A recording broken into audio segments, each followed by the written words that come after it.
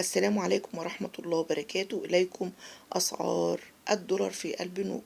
بنك أبو ظبي الإسلامي 30 جنيه فاصلة 90 قرش شراء، 30 جنيه فاصلة 95 قرش بيع. بنك مصر 30 جنيه فاصلة 75 قرش شراء، 30 جنيه فاصلة 85 قرش للبيع. بنك القاهرة 30 جنيه فاصلة 85 قرش شراء، 30 جنيه فاصلة 95 قرش للبيع.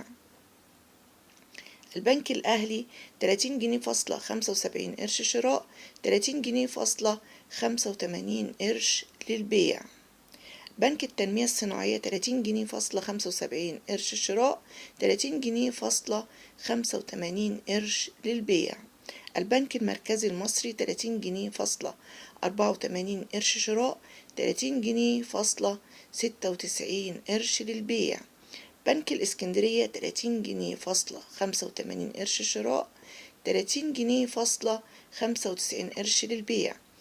أما باقي البنوك المصرية 30 جنيه فاصلة 85 قرش شراء، 30 جنيه فاصلة 95 قرش للبيع.